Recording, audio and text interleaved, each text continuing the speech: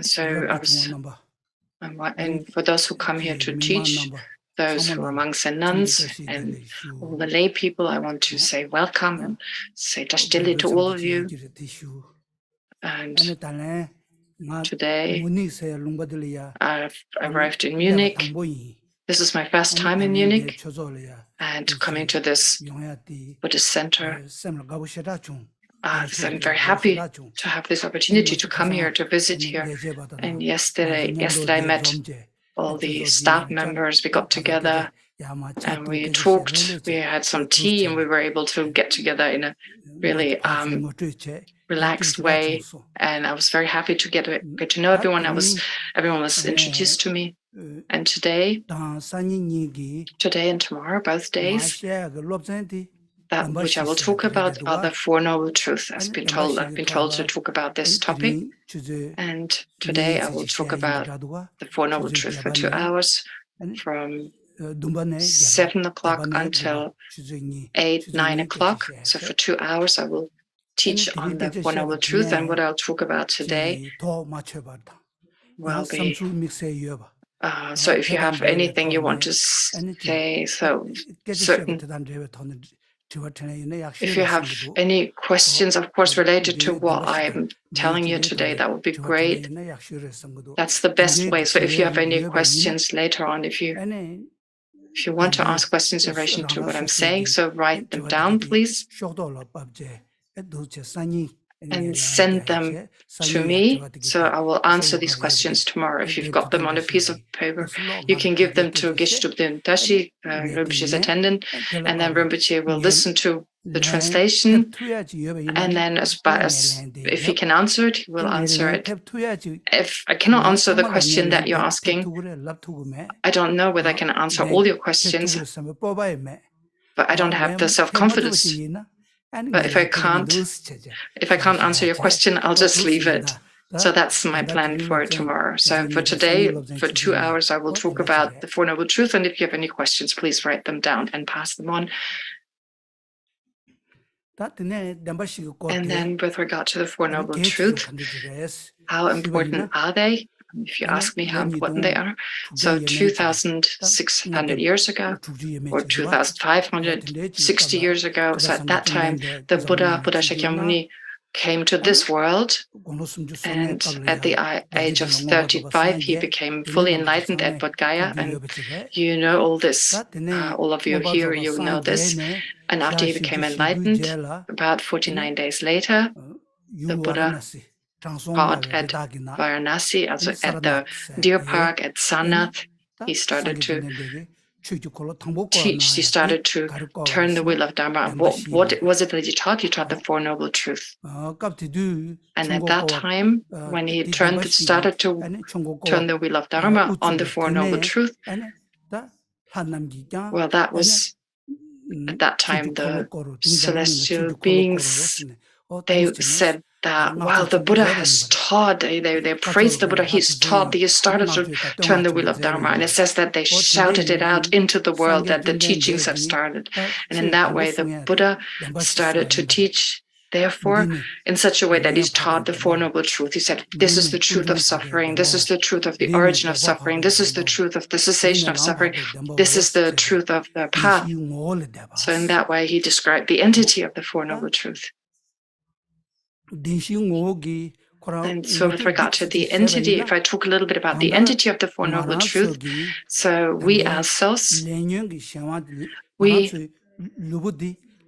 our body is the result. We ourselves, our body is the result of a cause. It's impossible that our body has arisen without causes and without conditions. So these causes and conditions, when we talk about them, well, some causes are the substances from our parents.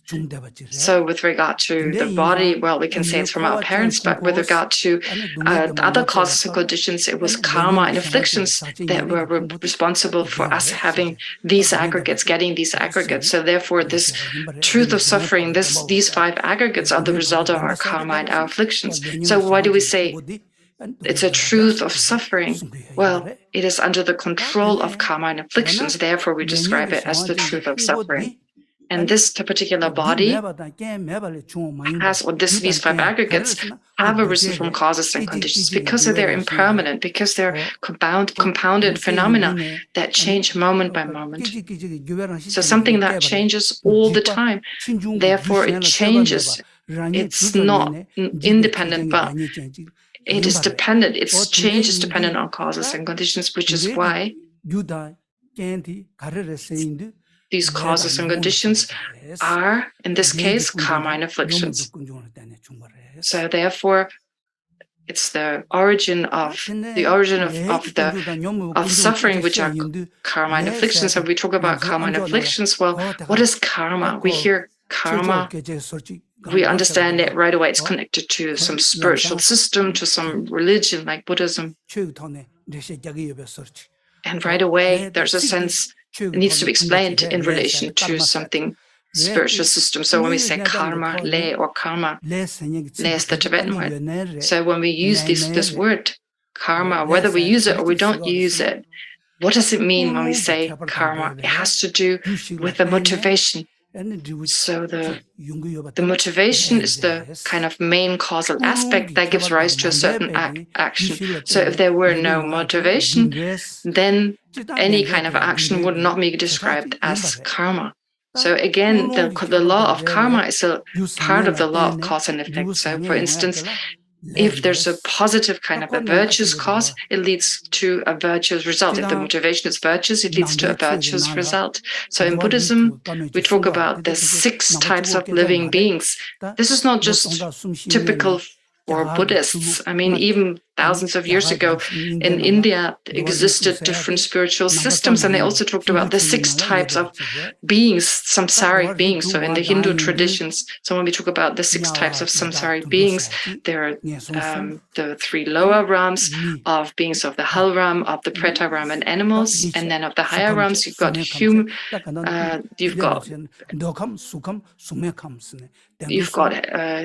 beings and so forth. Another way is we can talk of the 3 realms, which are the form, the formless, and the formless realm and the desire realm. So desire, form, and formless realm. And here, therefore, the lower, you have the 3 lower realms, and you have humans, as well as the 2 celestial realms. So in that way, it's easier to understand.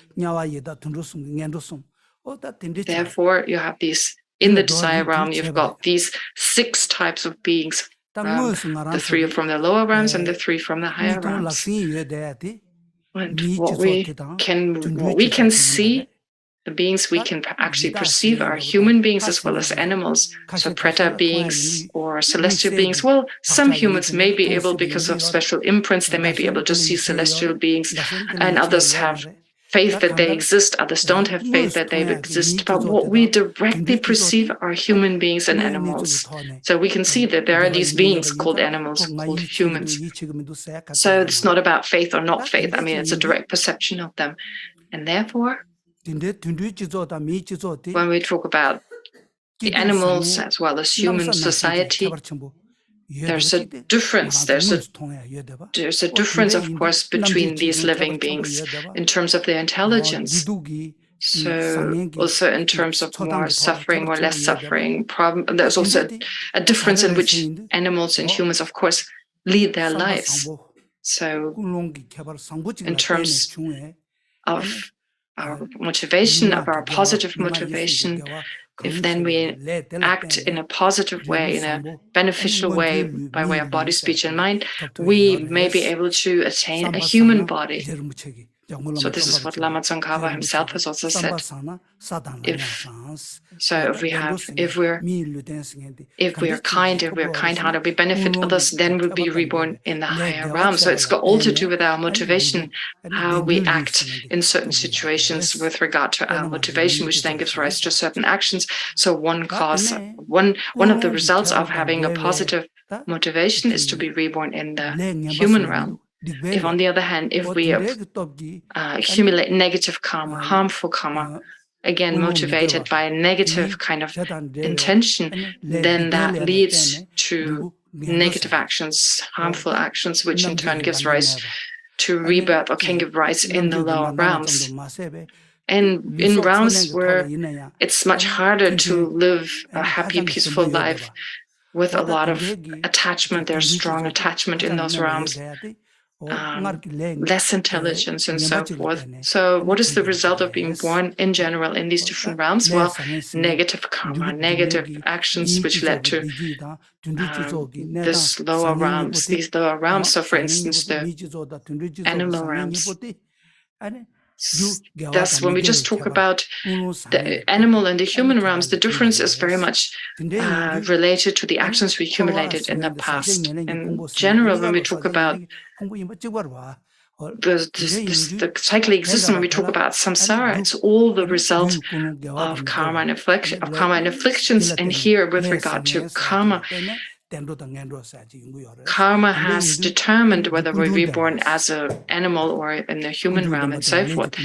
So here we talk about the origin of suffering. The origin of suffering, therefore there's karma, and there are also afflictive emotions that motivate our karmic actions. And why would we engage in dharmic action? Why would we practice the Dharma? In general, the door with the beginning of the Dharma was 2,500 years ago. Well, actually, with regard to religion in general, you have the Jewish religion, you have other religions that started like 5,000 years ago, for instance, the 10 Commandments and so forth. So Dharma didn't just start with Buddhism, but also with the other religions that started far earlier, much earlier. So Rinpoche gave the example like the Jewish religion and all the other religions that exist. What is their purpose? Their purpose was to bring more happiness, to bring well-being to human beings, to solve problems and so forth. So really that was the purpose, to overcome problems and to live a happier and more peaceful life. So therefore, of course, what people did, of course, also to be happy and be satisfied was to cultivate the fields and engage in like doing business with one another and buying food and so forth. So in order to solve their problems, in order to live a happy and satisfied life. But of course, there are problems, other problems besides our livelihood. There are a lot of problems.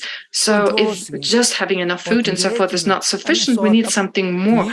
And so, for instance, we take refuge in certain objects with faith in these objects that they may protect us. So we have faith, we have devotion and so forth. So this is how religion really started. We believed in a higher entity that is able to protect us from all our problems, help us to overcome suffering. And as human society developed in terms of the intelligence of human beings developing, then different philosophies started. So you have religion without any kind of philosophy, and you have religions with philosophy. So the question arises, where does our suffering come from? Where does our suffering come from? What is the origin of our suffering? So people wondered, people analyzed, investigated, and so philosophy started. There must be a relation to a cause and so forth. So this is how human beings started to investigate what is the cause of our problem. So the mind being subdued or not subdued. If our mind is subdued, some people came to the conclusion if the mind is not subdued, there'll be problems. If our mind is subdued, there'll be less problems. And then in that way, it was established that it's very much dependent on a subdued mind or not. And how can we subdue the mind? That was the next question. What can we do to subdue the mind, and what causes our unsubdued mind? Well, it's the afflictive emotions such as ignorance, attachment, anger, and so forth. So the stronger these afflictions, the stronger our unhappiness. Therefore, the afflictive emotions, we need to work with them. So the stronger our afflictions, for instance, as a human being, animals also have afflictions, but in general, as animals, if we don't want suffering, we need to control our afflictive emotions. So the less we suffer from afflictive emotions, the more peaceful we are, the greater our inner peace and so forth. So in that way, therefore, when we talk about attachment and aversion and so forth, slowly human beings this is not unique to Buddhism, but slowly sentient beings, human beings, gained an understanding of the afflictive emotions being harmful, anger, attachment, desire, and so forth, being a problem. And then from there, some of the philosophers at the time understood that certain meditative states could be developed, meditative states such that you became aware that the lower realm, such as the desire realm, that anything associated with those are undesirable, that they confuse our mind and so forth, and that the higher realms are more desirable in the sense that they give us greater well-being and so forth. So based on that, sentient beings developed deep levels of concentration, such as calm abiding, and combined with that, they also were able to develop what's called special insight, and were able to generate the union of calm abiding and special insight in such a level, in such a way that they attain very deep states of concentrations that enabled them to cultivate certain levels of clairvoyance, higher perception, and so forth. So these were special kind of concentrative states that existed before Buddhism. I mean, people had developed the ability to generate these kind of states of mind, totally independent of Buddhism.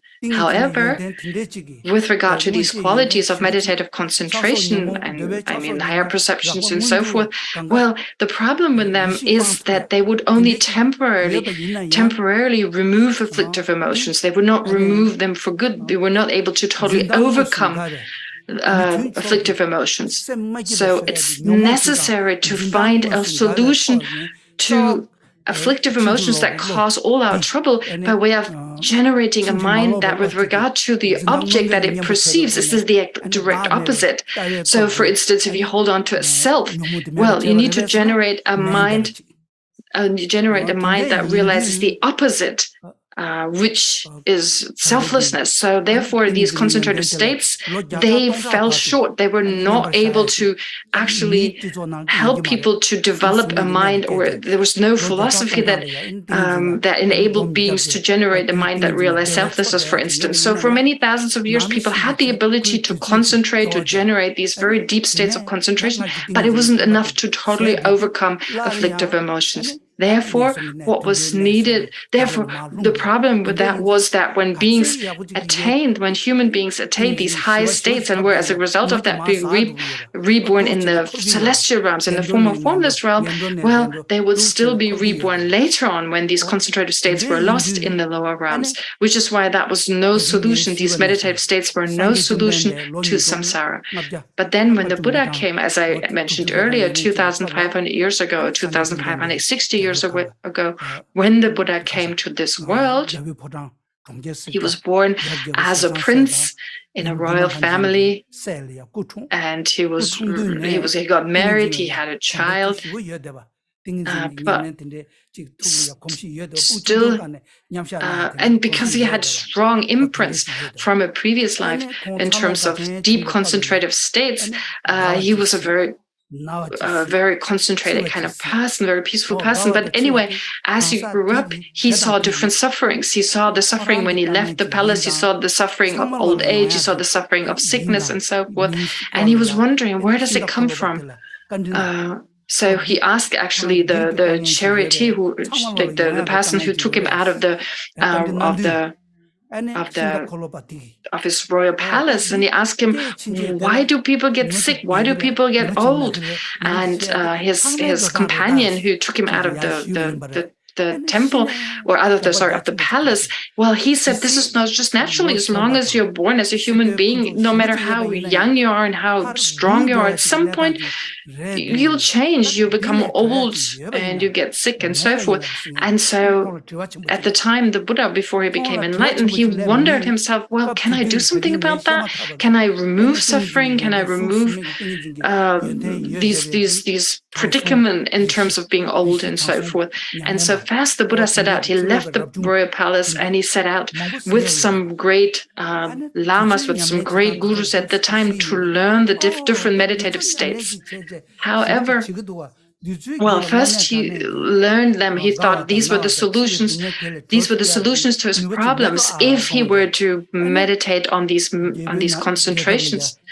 And so he followed these teachers for some time. So basically, Rinpoche said when he found out about these different meditations that he could practice, he decided, as mentioned earlier, just to leave the royal palace and to engage in these different practices.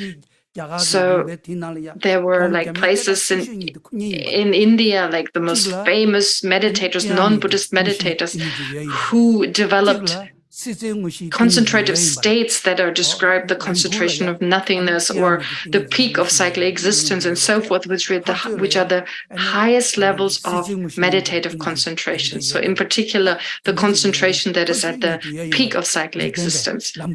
So from the point of view of worldly kind of meditative states, well, this particular Lama that the Buddha went to see before he was enlightened, well, he went to see these kind of great beings to learn meditation. So he learned about these different meditations. First he sought out this highest meditator and then learned about these meditative states, practiced them himself and so forth. So he saw these as methods, these meditative states that were taught by this master. So he approached this master first. He had found out he was so famous and so forth. And he approached this great master and said, please teach me the methods to meditative concentration that you have actualized in order for me to be able to overcome the afflictive emotions, to be able to overcome anger, attachment, and so forth. So actually at the time he was called Siddhartha. He was not called the Buddha, but Siddhartha. And so he actually started to meditate on these non-Buddhist techniques and was able to generate these high levels of concentration. So the concentration of nothingness, the concentration of that is the highest peak of samsara. But he realized, although he had attained these concentrative states, his afflictive emotions were still there. They had become subtler, but they were still there. Therefore, he felt these afflictive emotions, they're still there. I mean, there are some afflictive emotions that have become subtler. However, I'm still here. I'm still in samsara. And he approached his teacher and told him about this, and the teacher got kind of upset. He said to him, well, you're the first person who's complaining about my technique, my meditative states not being effective. However, the teacher said, well, I don't have anything more, I don't have anything else to teach you, but there's someone else who may be able to teach you. Jhado Aryatara seemed to have been his name. So anyway, the teacher told Siddhartha, go to this teacher, and maybe he has something else. He has something else to teach you, something else to learn and to practice. And so Siddhartha went there, and again, he was able to attain the highest level of concentrations, even higher levels of concentration. So actually, Rinpoche said, well, previously he was not exactly able to reach the highest level of meditative concentration, so there was an even higher level, which enabled him to know things of higher perception and so forth, but he was still not able to overcome samsara with these meditative states. And again, the Buddha went to the teacher and said, I still haven't overcome samsara. I don't know, this is not the right technique. And the teacher said, well, I've got nothing more to teach you. You need to figure it out yourself, which is why Siddhartha decided, because of his imprints from a previous life, he started to reflect upon no self. He started to reflect on selflessness. He started to reflect on emptiness and so forth, and engaged in the ascetic practices for about 6 years, and eventually attained enlightenment, the enlightened state of a Buddha.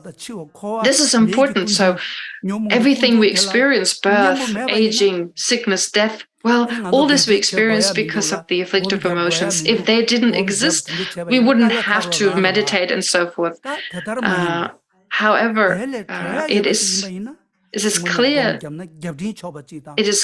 that we can meditate. We have to meditate in order to overcome our suffering. It is possible. Well, if we can really remove our suffering, we need to do it. And there's definitely a possibility we can overcome our suffering, our problems, and so forth, which is why the Buddha said, this is This is the origin of suffering. This is the cessation of suffering, and this is the path that leads you away from suffering. So the Buddha taught, therefore, emptiness, selflessness, and so forth.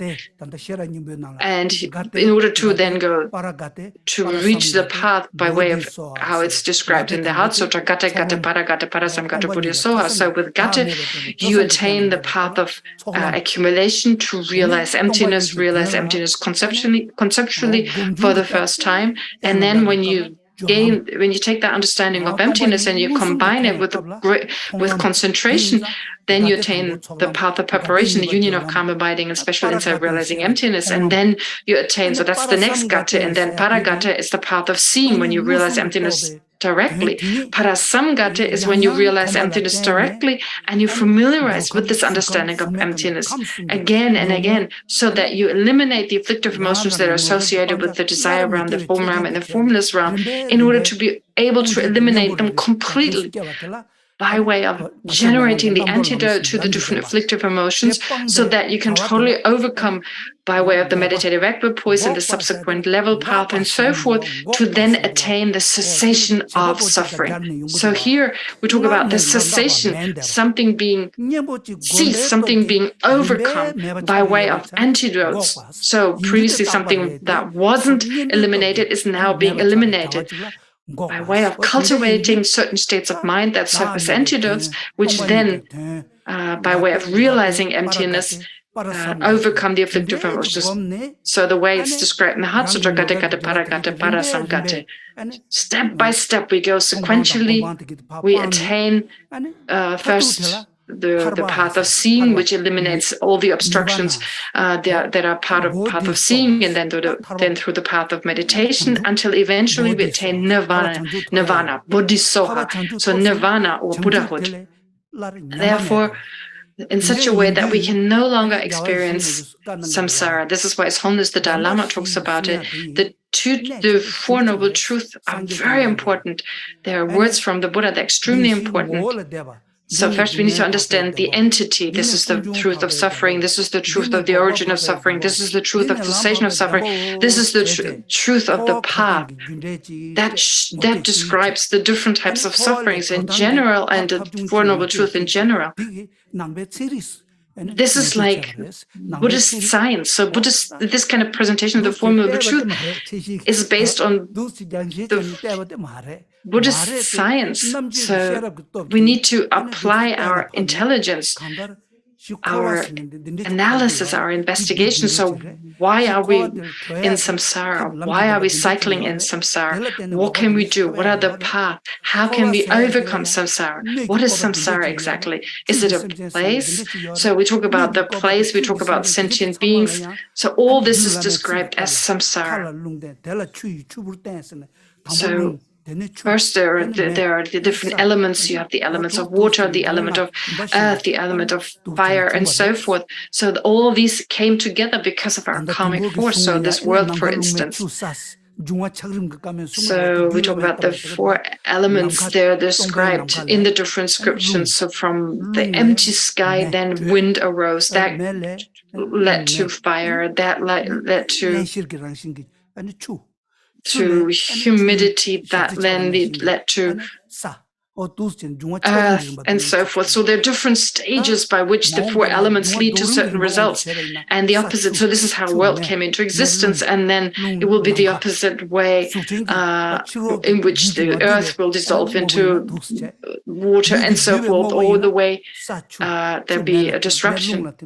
And so also when we talk about when we, for instance, dissolve at the time of death, that is also the earth element dissolves into the water element, that dissolves into the fire element, the wind element, and so forth. So anyway, all this happening is caused by afflictions and karma. So this is like the Buddhist science, really, where exactly as scientists talk about what are the causes of this world and so forth. So likewise, Buddhist scientists talk in the same way about what caused our existence, what is the result of this, how do we overcome this, etc. And so there's great similarity to modern scientists in comparison to Buddhist scientists. Anyway, then having talked about the entity of the Four Noble Truths, then it's the activity, the activity that's associated with the Four Noble Truths. The truth of suffering needs to be known.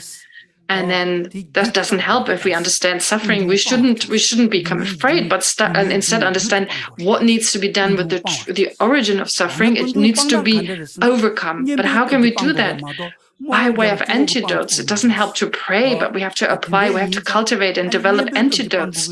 So if we have to do that, then we need to actualize the truth of cessation by way of developing the mind that realizes emptiness directly. So paragata and so forth. So as it's described in the mantra of the Heart Sutra, well, we need to generate a path that can totally eliminate afflictive emotions. So therefore, the Four Noble Truth needs to be understood in relation to the activity to be engaged in. The truth of suffering needs to be known. The truth of the origin needs to be overcome. The truth of cessation needs to be actualized, and the truth of the path needs to be cultivated. So in that way, we do that. We apply the Four Noble Truth in the right way. And so when we say Buddhists here, we talk about Buddhists, well, it's a religious system. So of course there have been religious systems, spiritual systems that existed 3,000 years ago also in India. However, Buddhism is unique in a certain way because it describes something different. What is unique to Buddhism? That we need to actualize the truth of cessation by way of cultivating the path and overcome the truth of the origin of suffering. And so as I described before, when Siddhartha approached his teacher, he told the teacher, well, this is not enough. What you teach is, he taught this non-Buddhist teacher, he approached him and said, this is not enough. And his teacher said, well, you're the only person who has so far complained. But in actuality, what this non-Buddhist teacher taught was temporary peace of mind. He didn't teach a technique to totally overcome samsara, to totally overcome all sufferings and so forth. It didn't lead to like an eternal peace. And this is unique to Buddhism, that they teach a system, they teach methods to totally overcoming all suffering and leading to an eternal type of peace. So a truth of cessation by way of the path. And the path, the way it's taught here, is also different from other non-Buddhist systems. What are they? The afflictive emotions, they are responsible for our trouble. And what is the root cause of afflictive emotions? Our grasping at the self, our holding on to the self. So selflessness and emptiness, that is unique. And for instance, in the root text on the Four Tenets, it's also said that that there's a difference between Buddhists, which are called insiders, and outsiders. This is not saying outsiders, this is not saying not to denigrate them in any way, but just saying there's a difference between Buddhists and non-Buddhists in terms of how they recognize the cause of suffering. That our suffering does not come from a creator God, but rather that we create our own problems and that we've generated states of mind in our continuum that are responsible for all our problems. So it's not because of some external God and so forth, but it's because of our own mind. So that's the difference between Buddhist systems and many non-Buddhist systems. So there's no God, there's no creator God from a Buddhist point of view. It's really our inner mind, it's our own mind that is responsible for our problems and for overcoming our problems. And being in samsara, if we want to overcome samsara, we need to generate the path. We need to generate the path based on the understanding of the Four Noble Truths. So this is how we can attain what's called liberation. That's the goal. So liberation is the goal. The philosophy is also understanding liberation, understanding how to get there and so forth. And nowadays as well. So when we talk about scientists, modern scientists, for instance, quantum physicists and so forth, so they have also certain philosophies, also neurologists, neuroscientists, and so forth. They have a certain philosophy. Geologists have a certain philosophy, and so forth. So all these different areas of science, different disciplines. So similarly, do Buddhists also have a certain science, a certain philosophy, a certain science, certain views when it comes to reality, etc. and thus being the case, well, what are the philosophies? What is Buddhist science? What is the difference between Buddhist science and when it comes to Buddhist science and Buddhist philosophy? Is this only something that Buddhists should be concerned with? Should anyone who's not a Buddhist not learn about this? No, that's not the case. Whether you're religious or not, you could all learn about this. You're allowed, of course, to learn about these different philosophies, these different ideas in Buddhism, scientific ideas, etc. So, for instance, we should learn also about the different views of Christianity, of Islam, of Judaism, and so forth. We definitely have the opportunity to learn about these different systems. We don't need to practice them, but it's helpful to learn about these different systems. We have the right to do so. And likewise, when it comes to Buddhism, whether you're Buddhist or not, whether you're religious or not, it is helpful, you're allowed to, and it's helpful to learn about Buddhist philosophy and Buddhist science. If you do so, you will open your mind, you will gain a better understanding, you will deepen your perception of the world and so forth. So whether you're Buddhist or not, it's helpful to learn about this because it enables us to find a method to be more open, to be calmer and so forth, and possibly find a way to overcome some of your problems. Why? Because we talk about causes and conditions. So we need to understand dependent arising, the dependence of phenomena, that there's nothing which doesn't exist independent. There's nothing which exists independently. So whatever exists, our suffering and so forth, is dependent on causes and conditions. It's dependent on other factors. So therefore, love and compassion, those are minds. They need to they come into this explanation. They need to be included because those are causes that bring us more happiness, more well-being, and open our mind, and those are extremely helpful. So love and compassion, dependent arising, these are all aspects that are very helpful when we learn about them. You don't need to be a Buddhist to learn about this. You don't need to call yourself Buddhist or a religious person. In particular, we live in the 21st century. So in the world, we have great relationship with people in the East have strong relation with the West and so forth. So there's a very strong, very great closeness. Therefore, there are teachers in the West who teach people in the West, in the East, and vice versa. And the Dalai Lama, for instance, is homeless. The Dalai Lama says we're like one family. We're like one world, like one worldly family. And so we should. So basically, this world has really like one human family, and it's important, therefore, to learn about, and there's definitely a connection between the different views of the different systems, for instance, in Buddhism. But anyway, to the third aspect with regard to Four Noble Truth is here the activities with regard to the Four Noble Truth and their results. So these four are the first truth should be known, but there's nothing to be known. The second truth should be overcome, but there's nothing to be overcome. The third truth should be actualized, but there's nothing to be actualized. And the fourth truth should be cultivated, but there's nothing to be cultivated. So once we've known the truth, the first truth, the truth of suffering, well, then there's nothing more to be known. For instance, when we talk about science, so for 400 or 500 years ago, science kind of developed, for instance, physics, biology, these different areas of science started to develop. And so these are modern scientists. They understood that some of the previous sciences were faulty, and so new scientific systems evolved, like biology, chemistry, physicists, and so forth, physics, and so forth. And so, of course, in the future, there'll be new disciplines of science. Now, with regard to the Four Noble Truth, this is different. I mean, there's nothing added to the truth of suffering. So once you've understood suffering, well, that is what suffering is. And then with regard to the second truth, the origin of suffering, well, you need to overcome the second truth. There's nothing to overcome. Once you've overcome it all, you've There's nothing more to overcome. And then with regard to the cessation of suffering, once you've actualized the cessation, there's no more to be actualized. And with regard to the path, well, once you've cultivated the path, once you've realized emptiness, of course, with regard to emptiness, so if you've realized emptiness, if you've realized concentrations, you won't lose it. You've done it. You've realized that, and there's nothing more to realize. And in the end, you attain what's called liberation.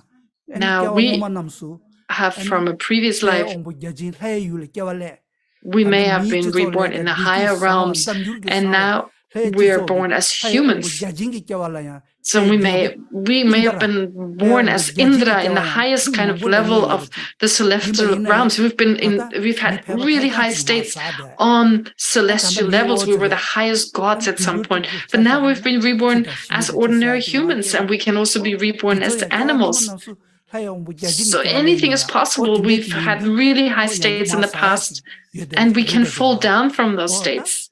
We can be reborn as ordinary beings, but that's different to what's called liberation.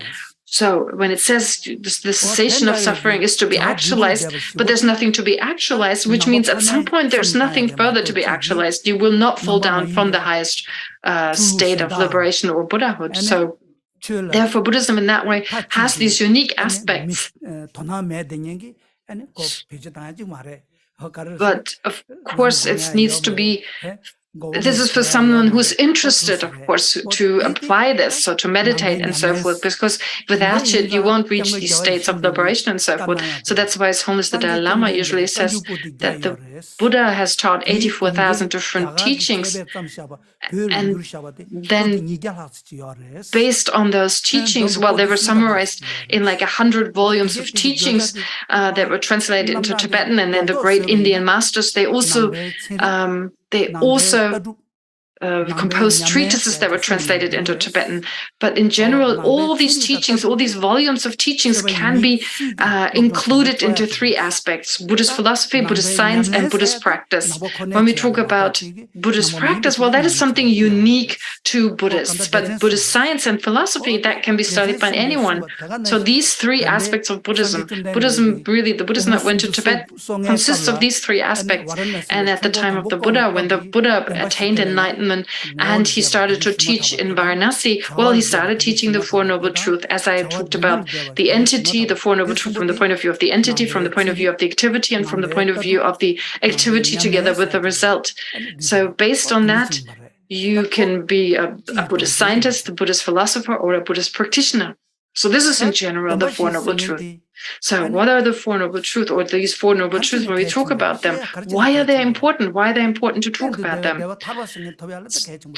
It's important for internal, to get lasting happiness, to attain lasting happiness. So for instance, we talk of Dipankara Atisha, who went from Tibet in the 11th century, who went from India to Tibet. And Lama Chanchubur was one of the kings in Tibet at the time. He said, he said to Atisha, well, we don't really know that much. We don't have that much understanding. Please give us a teacher that is helpful for anyone, for a person who's not very advanced, a person who's middling kind of advanced, and someone who's really advanced. Please teach something that's appropriate for all of us, a path that takes us to full enlightenment. So that's how the king asked Atisha, and based on that, he taught the Lamrim path, the Lamrim, or the lamp of the stages of the path to enlightenment. So Lama Chanchu, because of this request, Atisha started this literature, this Lamrim literature, with his text, The Stages of the Path, or the Lamp of the Stages to the Path of Enlightenment. And these teachings of the Lamrim, they teach the practices that come to a person of lower spiritual aspiration, of middling spiritual aspiration, and the practices for a person of great spiritual aspiration. And what is all this for? Why do we talk about the Dharma? Why do we talk about the Dharma? It's not just for no reason, but it's really, there's a certain purpose behind this, that with regard to our activities of body and speech and mind, that we go beyond our ordinary body, speech, and mind in order to transcend this ordinary body, speech, and mind, to overcome suffering. So this really benefits us to attain a lasting state of happiness. So this is in order to attain this kind of transcendental wisdom. Here we talk about, well, a temporary happiness first of all, and then a long-term happiness, lasting type of happiness. So from this point of view, to be free from disease, to have a long life, to have a happier life, just in this existence, as the life we're in right now. So to have financial stability and so forth, to have enough possessions and so forth.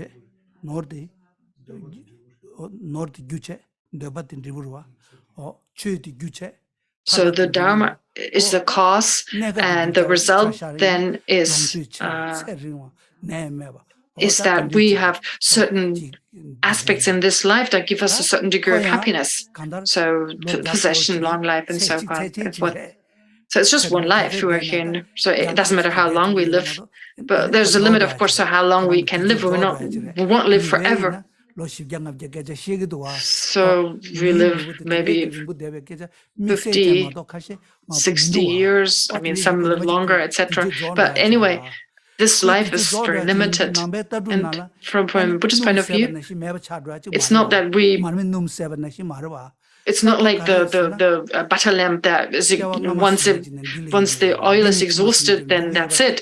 No, our consciousness goes on to a next life. So this is not unique to Buddhism. Of course, there are also non-Buddhist systems like Jains and so forth. So there are other non-Buddhist philosophies or religions that hold on to past and future life. So, but in Buddhism,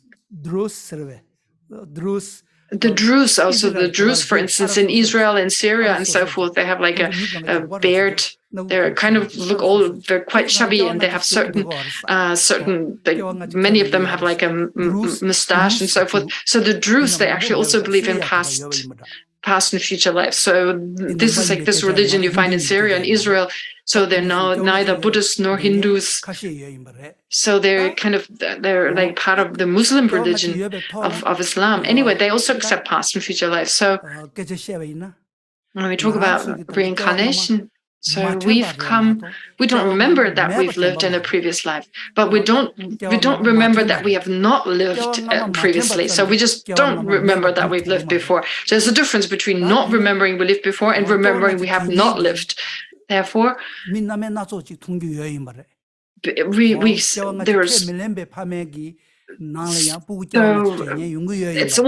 all related to where we're born. For instance, if we're born in a family where they believe in past and future lives, we're open to it.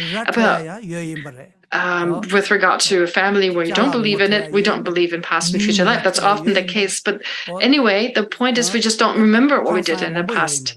But some people do remember actually what they've done in a previous life. There are some people who actually know they've lived before, had done this, that, and so forth. So actually, from a Buddhist point of view, there is reincarnation, and there are more reasons that support the existence of past and future lives. It makes actually more sense that there's reincarnation than saying there's no reincarnation. So when we talk about it for many lifetimes, so talking about the 5 sense consciousnesses, for instance, we use all of them. We have these coarse consciousnesses that we use. We use all of these 5 sense consciousnesses. And when we sleep, then all these dissolve. We no longer hear anything. We don't see anything. Our sense consciousness are not active. Nothing. We don't taste the taste in our mouth and so forth. Only the mental consciousness is active while we are asleep. And the coarse consciousnesses, they've all absolved. They've all dissolved. They're no longer there. And we have dreams and so forth. And that is possible. Like in our dreams, we have subtler type of mind. And then in the morning, we wake up and the subtle consciousnesses, they become coarser again. The sense consciousnesses become active again. We can see things, we can hear things, we can smell something and so forth. So this change between coarse minds becomes subtler. So the subtle mind becoming, the coarser mind dissolving into the very subtle mind and then becoming coarse again. On a daily basis, we experience that. Every time we fall asleep, we experience that. And similar to that, when we're born from our mother, when we're conceived in our mother's womb, well, our consciousness also comes from somewhere else. So therefore, there are certain logical reasons that establish that our consciousness must be preceded by a substantial cause, must be preceded by a clear and knowing mind. You can't have a consciousness now that was not preceded by a clear and knowing mind. Therefore, it must have been preceded by a former moment of consciousness. And if you really think about this, this has a great meaning. It's very meaningful. It has and it actually makes a lot of sense, but I don't need to go into this too much and need to be too insistent on past and future life. But anyway, our happiness, our well-being is not just dependent on, it's not just important that we're happy in this life, but also in our next life, it's important that we're happy, that we're not reborn in the lower states, that we're born as humans and so forth. That's important. So therefore, higher existence is important. What's called higher existence, to not just be happy in this lifetime, but also within samsara, to have happy experiences, to have experiences in the higher realms. So what can we do? To be virtuous, to live a virtuous life, to not kill, to not steal, not lie, and so forth. Therefore, it's important to avoid what are called the non-virtuous actions and engage in virtuous actions. So we talk about the 10 non-virtuous actions, to avoid them and generate a positive motivation.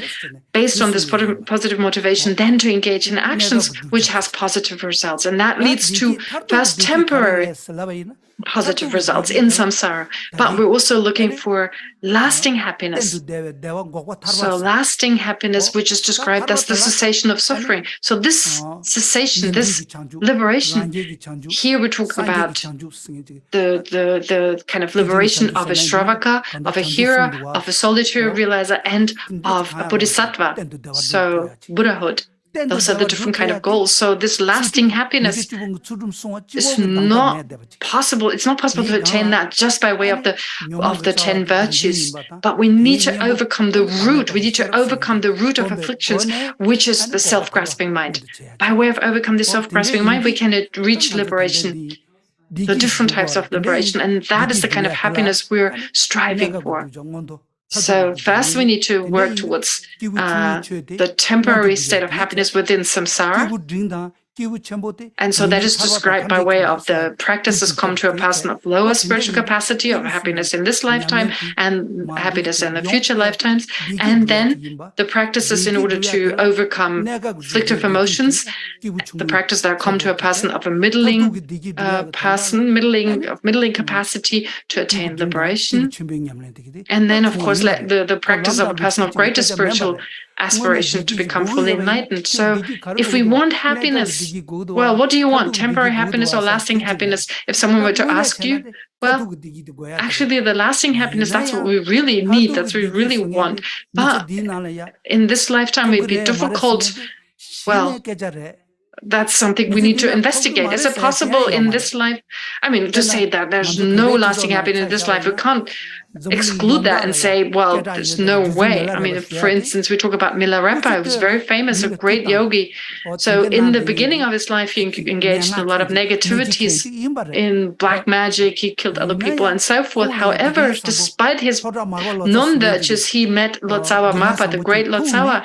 He met a wonderful teacher who taught him and whose teaching, whose instructions helped him to accumulate merit and purify negativities, and was able to let go of all the happiness of this lifetime and instead practice sincerely and accumulate all the merit that was necessary, etc., to then become fully enlightened. So it's possible for some beings in this lifetime to attain liberation, lasting happiness. Even if it's possible to attain Buddhahood in this one lifetime, it's definitely also possible to attain liberation in this lifetime. And if we just look at this biography of the Buddha, how many hardships did the Buddha undergo? The 6 years that he underwent all the hardships, and then Shariputra and Moggallana, who were his Shavaka disciples, they also, when they first met the Buddha, they were actually not Buddhists. They were not Buddhist practitioners in any way, but still, when they met the Buddha, so Asachi, they were Asachi was, there was Pabatatup, so he was also in Tibetan. I think in Tibetan means Tatuche. So anyway, he met the Buddha. He was probably one of the 5 ascetic disciples. So Rinpoche is asking Geshtashi, and he seems to agree. Anyway, so one of the 5 ascetic companions.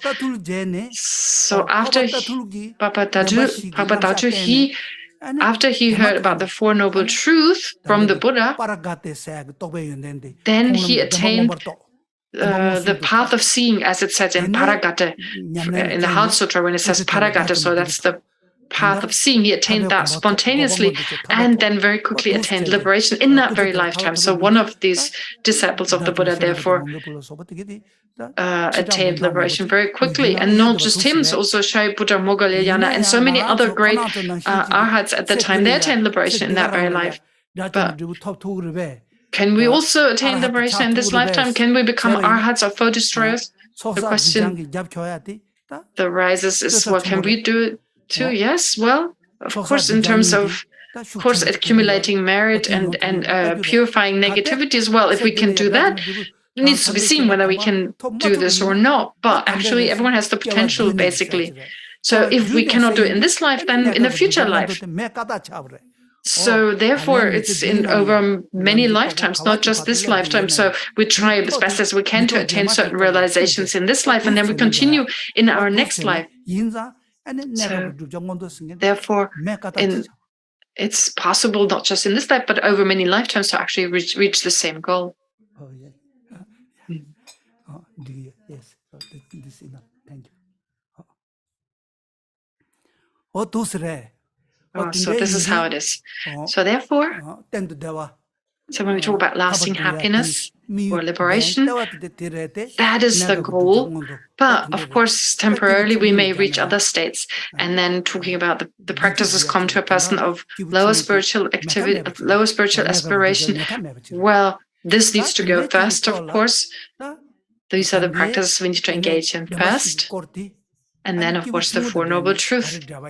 But actually, we can talk about the Four Noble Truths from the point of view of the person of lower spiritual capacity, from the point of view of the person of middling spiritual capacity and the highest spiritual capacity. We can talk about the Four Noble Truths on all levels. So actually, when we talk about refuge, it's important to talk about the Four Noble Truths when we speak of taking refuge in Buddha, Dharma, and Sangha. So we don't actually have the real Four Noble Truths.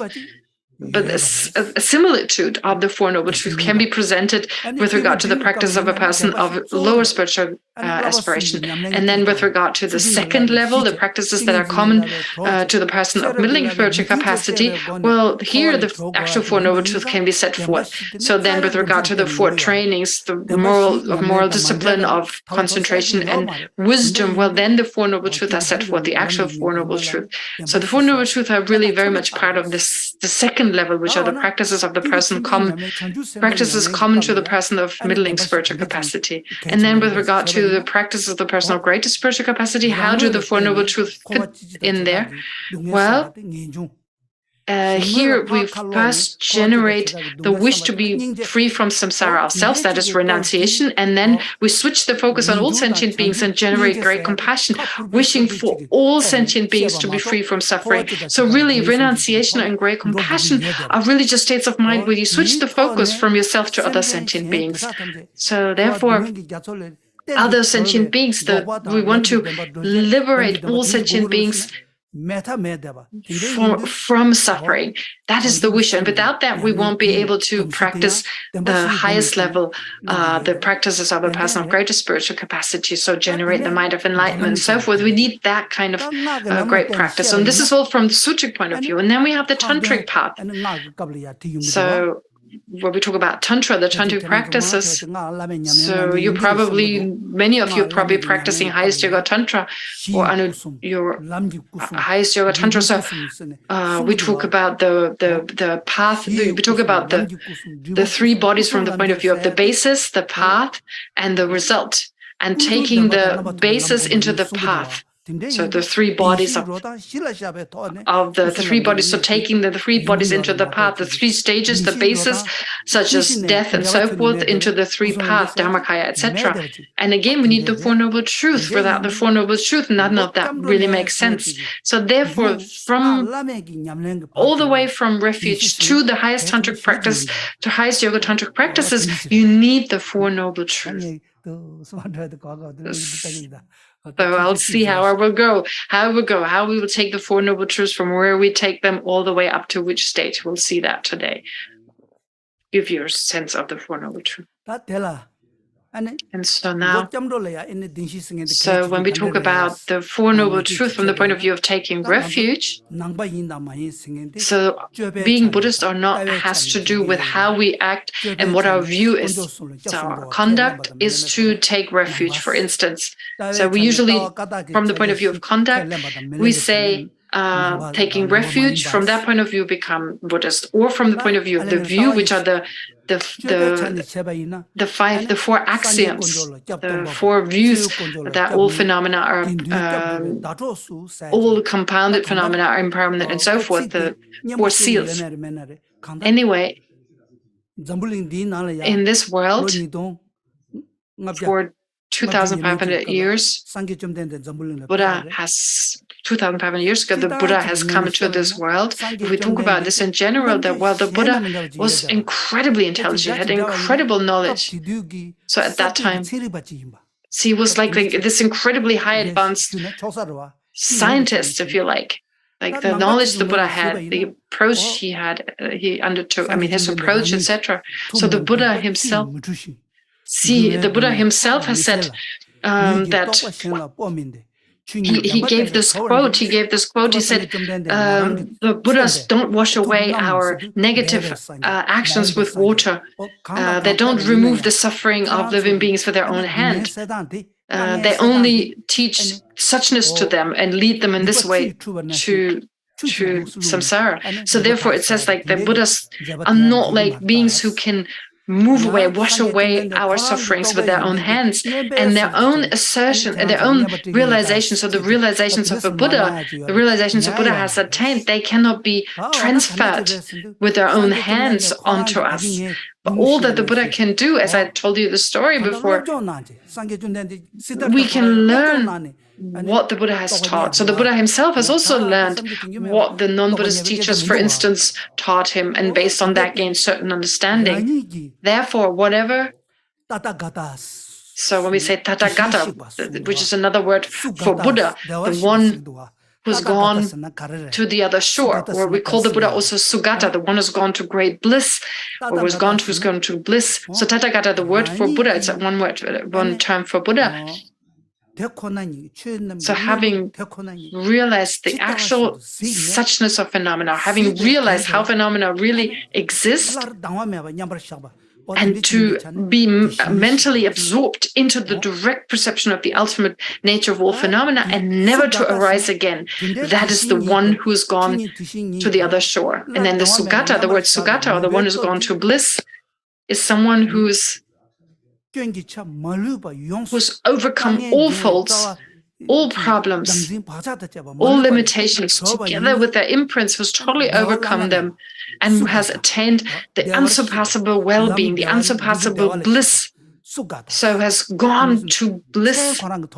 That is what the word Buddha, or that's a synonymous term for Buddha, which is Sugata. So Tathagata or Sugata, whichever word you want to use. So a Buddha is someone who's understood that the afflictive emotions are temporary, they're adventitious. They're not in the nature of the mind, but instead they have arisen in dependence on a wrong perception, a wrong view, and the exaggerating attitude. So that's why Nagarjuna has also talked, and His Holiness always talks about this. And you need to know this. His Holiness always cites this quote. So you have to take an interest. Because of the removal of karma and afflictions, there's an end to suffering. Karma and afflictions come from the conceptual misperception, and that has its origin in mental fabrications and through emptiness. So this is a very profound verse from the fundamental wisdom. So why do we need to attain liberation? This question arises. How do we attain liberation? That's the second question. And when we ask these two questions, and they all come down to this, afflictions and karma can be removed without ever arising again. And that's what we call liberation. So liberation is not a different place. It's not a country that we can go to. It's not like we fall asleep and we wake up in a different place. No, we can remain with the same body and realize emptiness. We can realize how phenomena really exist, and in that way overcome afflictive emotions together with the seeds. And once we've done that, we've attained liberation with this very body. So therefore, when it says it's due to the removal of karma and affliction, there's an end to suffering. So we feel like, we can go somewhere else, to a different place, that we go beyond this round planet that we're on. No, it's not like that. It's important to understand, we don't go anywhere. It's with this body. If we work hard with this body, we can attain this state. So it's due to the removal of karma and afflictions. There's an end to suffering. Well, can it be removed? Can karma and afflictions be removed? So karma comes from afflictions. And where do afflictions come from? Where do they have their origin? Where do they come from? Well, they come from the exaggerating attitude, which then gives rise to what perceives phenomena in extreme way. It was extremely pleasant, extremely unpleasant, and so forth, which then gives rise to aversion and attachment. So, for instance, the exaggerating mind that perceives something as extremely wonderful, well, it gives rise to desire and attachment. If it perceives it as something extremely negative, then there's aversion and so forth. But where does this exaggerating mind come from? It comes from the mind that holds on to true existence. This misperceiving, this misperception, this elaboration, this mental elaboration of adding inherent existence to phenomena that don't exist inherently. And how can we overcome that? By way of emptiness. If we realize emptiness, if we generate the wisdom realizing emptiness, then we can eliminate these afflictions. So when we think about that, then that's how we understand how we remain in samsara and how we can overcome samsara, how we can attain liberation. Everything is contained in this particular verse very clearly. How we got into this mess, how we got into samsara, and how we can overcome it. And this is what the Buddha taught. So he taught, he's therefore the Tathagata. He's the one gone to the other shore. He's the one who's gone to bliss. That's why we call him Tathagata, why we call him Sugata. We need to first understand the situation to really understand his names. Just as the Buddha has practiced, that we need to understand. So this is what I will teach you. So the Buddha has himself taught us what he practiced himself, what he has attained himself. This is really an explanation that is very intelligent, very wise. This is really a great teacher. This is a qualified teacher. This is the sense we get. Therefore, he's the guide who teaches the Dharma. He is the guide. He's the Buddha who taught us. He's of the three jewels, the Buddha, the person who teaches us the path. Well, what is the actual object of refuge? That is the question that arises. So we take refuge in the Buddha as the one who teaches us, and then the actual refuge is the Dharma. So how is it the actual refuge? Is it these texts? So Rinpoche is pointing at the texts.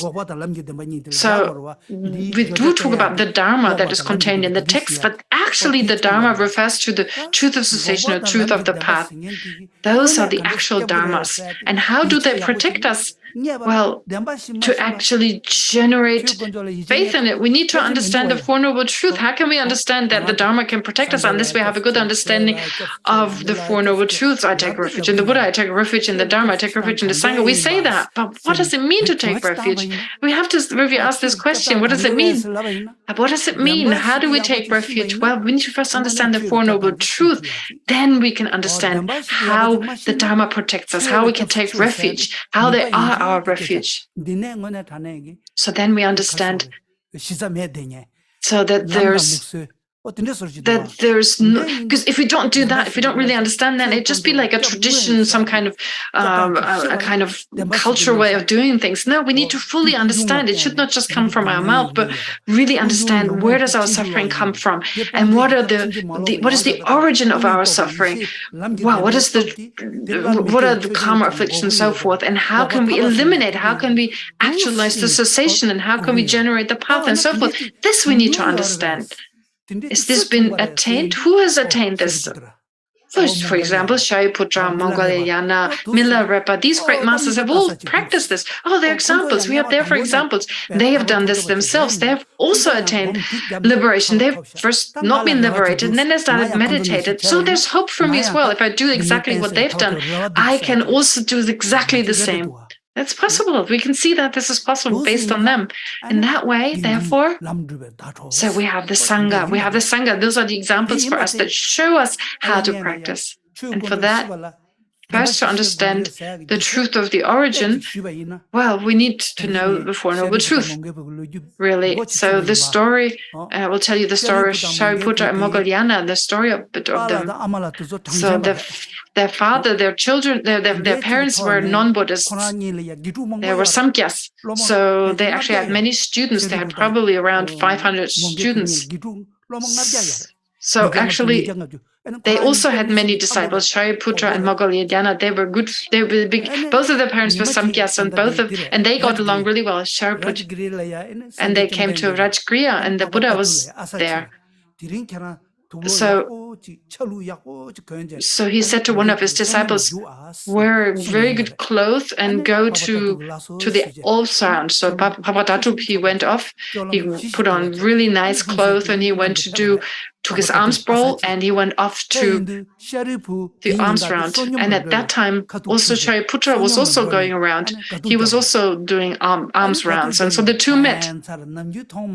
And so Shariputra was like, who's this guy like wearing saffron robes and his bald head?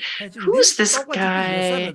And he looked at this disciple of the Buddha, and he felt like, wow, he's special. Who's this person? And he asked him, who's your teacher? So he asked this Buddhist disciple, of the Buddha, tell me who's your teacher? What is the Dharma that you've studied? So you could tell he had special. So Netan Asa, he said, all phenomena arise from causes, and phenomena change. So all phenomena change and so forth. So he taught these very profound words that set forth the Four Noble Truths, that indicate the Four Noble Truths. And based on that, so Shariputra gained right away an understanding of the Four Noble Truths. When he says all phenomena arise from causes and conditions, that's, for instance, what he said to Shariputra. So here we're not talking about phenomena in general, but we're talking about the contaminated phenomena. They arise from the origin of suffering. So all phenomena arise from conditions means really suffering or contaminated phenomena all arises from the origin of suffering. That's how this is how the Buddha has taught it. So what is the cause of origin? So talk about karma and afflictions. So how for them no longer to arise, that's what means to attain cessation. Or here the word cessation, to cease, means that they have existed at some point in the past, so that they have been eliminated. It indicates that they have been seized by something, by the path. So these words, therefore, basically implied the Four Noble Truths. And the Shariputra heard these words, and he had a sense. He gained an understanding. So this disciple, he had gained this understanding of the Four Noble Truths. And Shariputra understood this on the independence on the words of these disciples of the Buddha, and gained a deep understanding of the Four Noble Truths. Therefore, just to take refuge, we need to have a good understanding of the Four Noble Truths. It's really helpful and is really important. That is one assertion that is important. But then with regard to the Four Noble Truths, that the Four Noble Truths are not real, that they're similitude. I talked about that before. So that needs to be explained. For instance,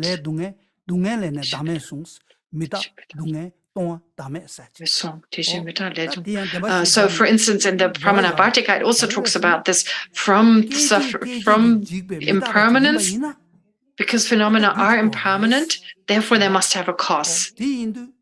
So, because phenomena that are part of samsara, because they change all the time, their cause must be a contaminated phenomenon.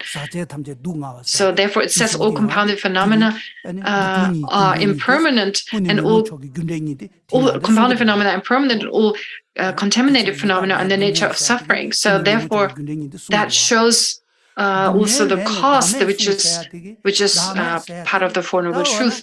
And then afterwards, then selflessness needs to be taught.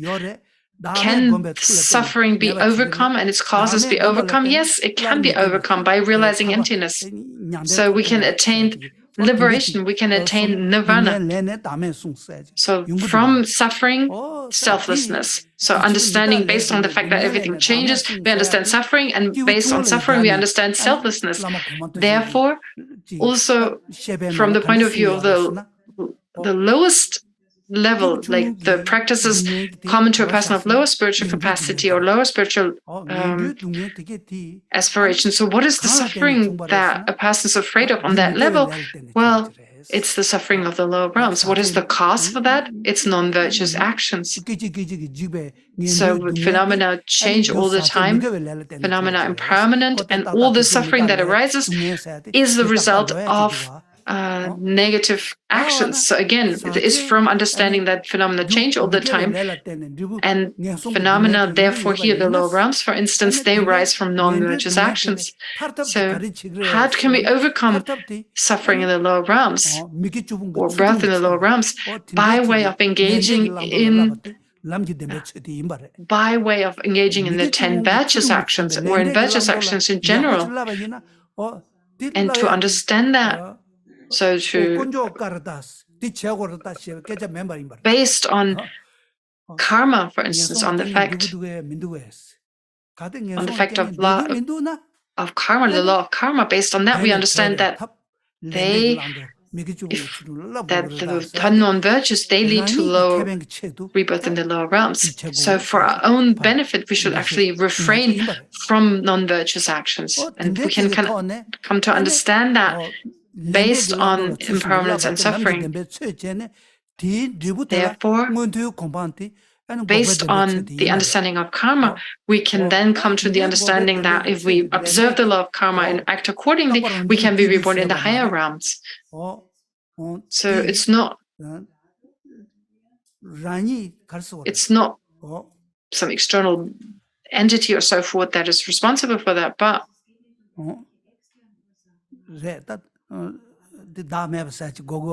so we need to get to selflessness here. So being under the control of karma and afflictions, so that we understand that we don't exist in and of ourselves, that there's no extreme self. So from impermanence, we come to suffering. From suffering, we come to understand that there is no self. So even based, also from the point of view of the person of lower spiritual capacity, so from the first level on, those are all important. It's important to have the Four Noble Truths, understand impermanence, understand suffering, and selflessness. So it makes a huge difference in terms of our practice to just avoid the lower realms. And then furthermore, as Buddhists, we need the view. Therefore, we talk about the four seals of Dharma. All compounded phenomena are impermanent. All contaminated phenomena are in the nature of suffering. All phenomena are empty and selfless, and nirvana is peace. Now here again, you have the Four Noble Truths. All phenomena, all impermanent phenomena change all the time. So all compounded phenomena change continuously. And what is their cause? Well, their causes are karma and afflictions. Therefore, Therefore, all contaminated phenomena are in the nature of suffering because they arise from karma and afflictions. But can they be overcome? Yes, because all phenomena lack a self, because they are selfless, they are empty. Therefore, based on that, we can understand that phenomena lack a certain mode of existence. So when we realize that, we can overcome suffering and its causes. And what does it lead to? It leads to nirvana, is peace, to a state that is unchangeable. We're not saying that it's right away, that we can right away attain it, but slowly we can attain that state, which is peace, which is this lasting peace, which is nirvana, the state of nirvana, that kind of peace. We can attain that, which is then irreversible. Therefore, whether we are Buddhists from a point of view of the view, well, we need to accept these 4 seals in order to be Buddhists from a point of view of philosophy or the view. And when we talk about the practices of the person common to the person of that are common to a person of lower spiritual capacity or spiritual aspiration, well, the Four Noble Truths are not really taught from the point of view of this person or these practices, but mainly from the point of view of the practices that are common to a person of middling spiritual capacity. Because we don't need the Four Noble Truths really in order to be reborn in the higher realms. It can be, of course, applied the way Rinpoche explained it, but it doesn't need to be applied. The Four Noble Truths do not be applied to the practices that are common to the person of lower spiritual aspiration. They're rather mainly referred to the practices beyond that. Now, to be a Buddhist, what does it mean to really be a Buddhist? Well, Buddhist practices really start from the practices, like real practices in association with the Four Noble Truths start with the practices that are common to a person of middling spiritual aspiration. Now, here are techniques that are set forth with regard to this level that are unique to Buddhism. So liberation, as it's set forth in Buddhism, you don't find that in other religions, for instance. So that state of nirvana and so forth, this is unique to Buddhism.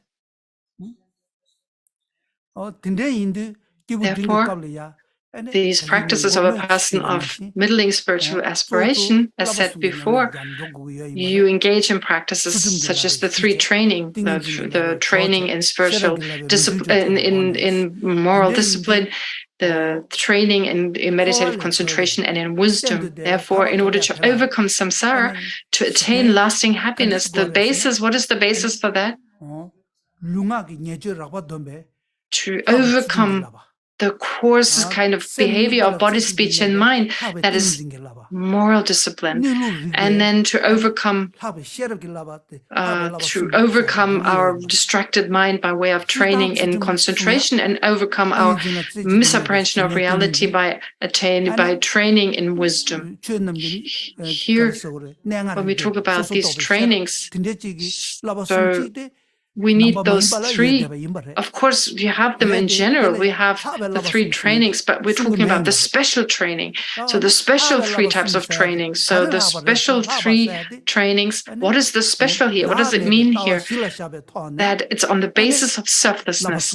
On the basis of selflessness, which if we engage in the practices of moral discipline and so forth, it becomes the special training. That is something that non-Buddhists, for instance, don't engage in. They do have the practice of moral discipline, concentration, and wisdom, but not in association with or in connection to selflessness. Why? Because here we talk about liberation, a state of liberation that is based on an understanding of selflessness, which is unique to Buddhism. Therefore, talking about training in moral discipline and concentration and wisdom, here, how do we keep moral discipline on the basis of selflessness? How do we keep concentration on the basis of selflessness? And how do we generate wisdom on the basis of selflessness? So again, we need to bring in the unique explanation of the Four Noble Truths. On the basis of the Four Noble Truths, we engage in the practice of the special 3 trainings. And again, we can say special because of the basis being the Four Noble Truths.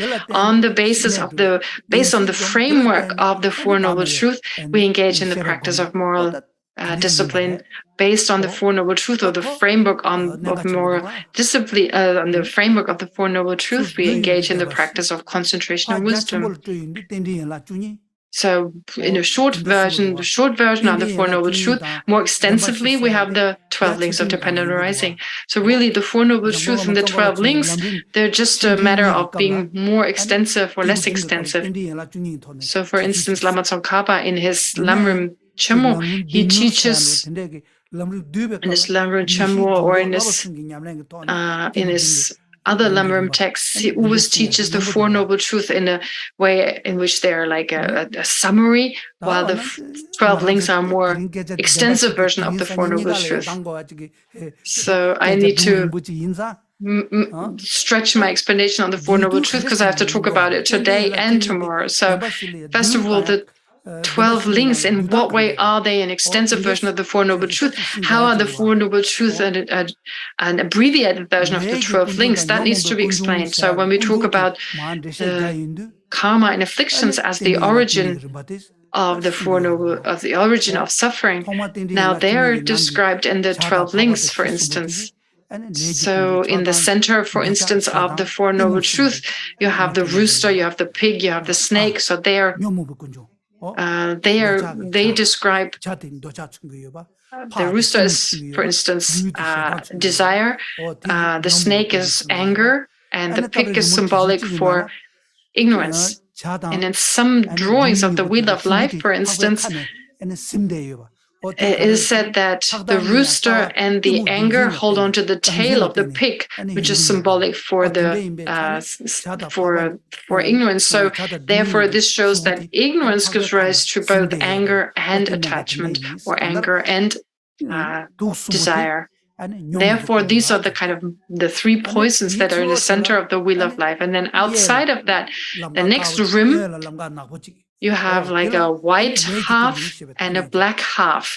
So the white half is symbolic for virtuous karma, and the black half, that is the rim around the center, you have the white half that is symbolic for positive karma, and the black half that is symbolic for negative karma.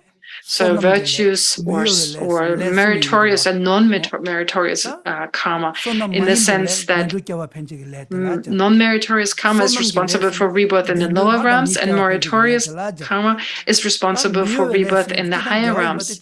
And then there's also like immovable karma that's also described, which is it's a type of karma that's described separately from meritorious and non-meritorious karma, which is responsible for rebirth in a realm such that it cannot be changed.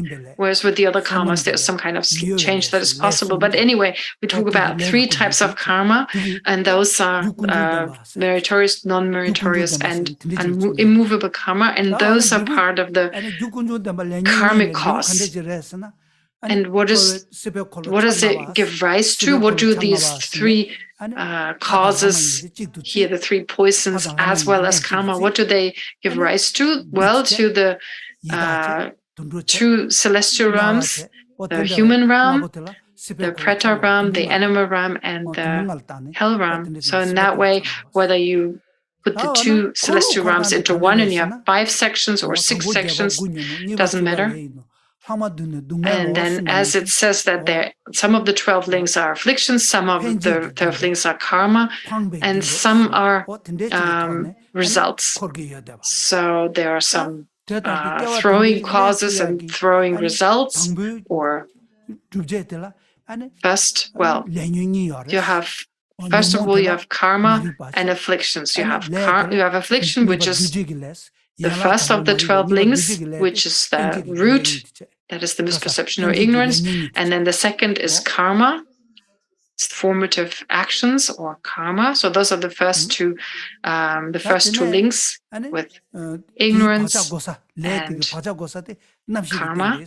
And then the third is where the imprints of karma are left, which is the third type, which is the third. So these are the projected causes, and then you have the projected results. So what are the projected results? Well, it's first name and form. That's the fourth. The fourth link of karma and afflictions giving rise to a name and form. So after conception in the next life, therefore it's the 4 aggregates, the 4 or 5 aggregates, And then the fifth link, that is then that gives rise to the 5 sense sources. And based on that, you then have feeling, which then gives, so you have contact first and then feeling and so forth. So actually, once we talk about like a person becoming. So a person becoming, we say like, so in the beginning, so for instance, we have the 12 links of dependent origination. So the way as it described before, you first have, you have the 6 senses. Well, you have first the 4th link, which is name and form, then you have the 6 senses, then you have contact, you have feelings, and then craving and attachment and so forth, and then becoming. But becoming here means that you become, for instance, a human being. So becoming, it depends, there's a certain time when becoming takes place in the womb of the mother. So you become a human, is preceded by becoming a human being. So there's like a difference of the stages. But the point being here, you have feelings that gives rise to craving and so forth. So in that way, the beginning you have ignorance and karma, which then give rise to the different, so name and form, then the 6 senses, the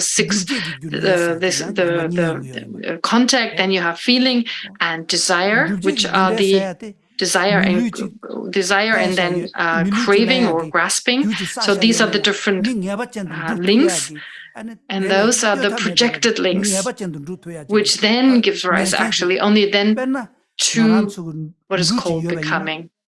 Now, for instance, what does it mean actually becoming? It means that the seed that was previously left on our consciousness as part of the 2nd link, it was then left on the 3rd link consciousness, that starts to get actualized. It starts to germinate. So it's just like when you plant a seed. When you plant a seed, for instance, at that time, the seed first lies dormant. Likewise, a karmic seed that was left as part of the 2nd link, it remains dormant all the time during name and form, the 6 sense sources, then contact, feeling, attachment, and then grasping. Then, because of attachment and grasping, it starts to germinate that seed, and that is then the becoming, that germination, which gives rise to birth.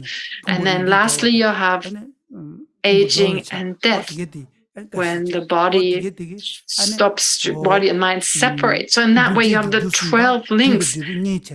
So we distinguish here between the projecting causes, the projected results, the established causes and the established results. So these are different ways in which we look at the 12 links.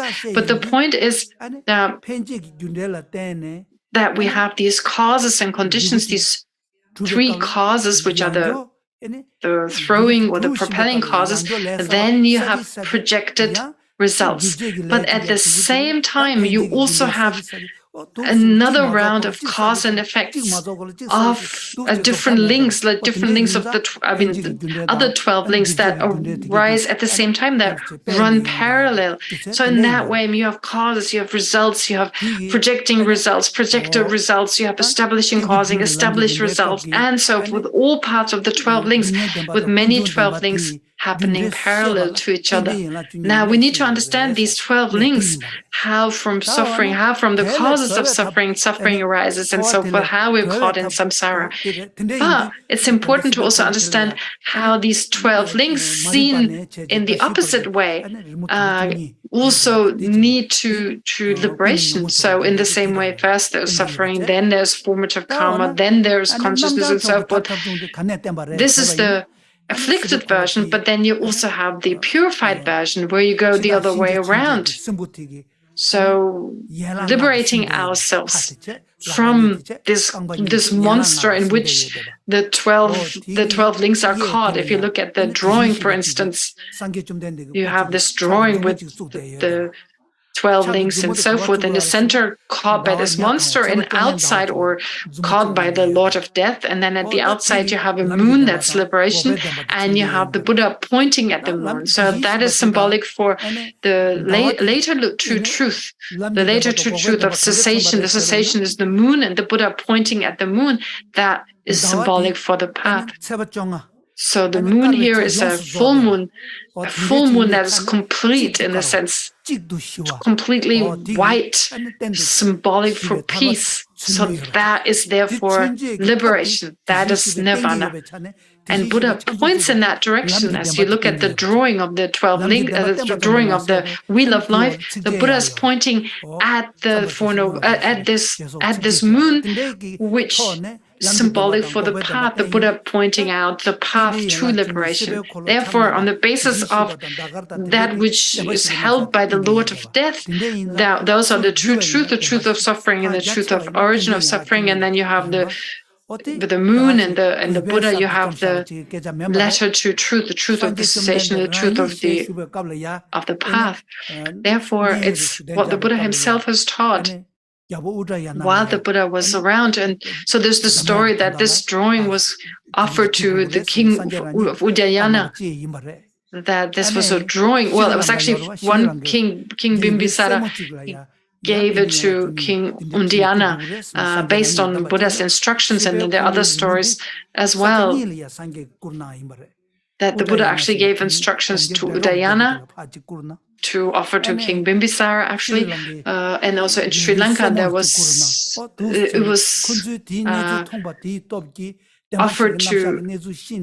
offered to a princess from Sri Lanka. But the point being that the Buddha, there are different stories behind how this drawing came into being, this drawing on the 12 links or the Wheel of Life. But anyway, the point is that it was based on Buddha's instructions that this extensive version of the Four Noble Truths in the form of the 12 links was produced. So it's important to understand, therefore, the Four Noble Truths, the 12 links, and of course the 3 trainings that are associated, the 3 higher training or the 3 special trainings as they're described. Now, it's the wisdom that is most important of the 3 higher or 3 special trainings. Wisdom is what we're mainly aiming for. But in order to attain this highest or this special kind of wisdom, we need concentration, a certain meditative concentration. Realizing selflessness, realizing emptiness needs a very stable wisdom. So you need a very stable concentration that accompanies that kind of wisdom. But in order to gain that level of meditative concentration, you need you need moral discipline. Without moral discipline, your mind is too distracted. Therefore, moral discipline keeps our mind calm, keeps our mind quiet if we engage in moral disciplines, which then assists in turn our concentration. And without concentration, we're not able to generate the kind of wisdom realizing selflessness. Therefore, the previous training assists the later training. So concentration can only happen if we have wisdom can only be cultivated if we have a certain degree of concentration, and that is dependent on moral discipline. And in that way, the Four Noble Truths are here directly connected to the practices in common to a person of middling spiritual capacity. And then, of course, you have the Four Noble Truths from the point of view of the person of greater spiritual aspiration. Now we have the 5 path of accumulation, of preparation, of seeing, of meditation, of no more learning. So we eliminate, once we realize emptiness directly on the path of seeing, we familiarize with that realization of emptiness on the path of meditation, and then attain liberation. So this is just from the point of view of liberation, but now we talk about it from the point of view of the Mahayana, from the point of view of attaining Buddhahood. So it says, for instance, we need, for instance,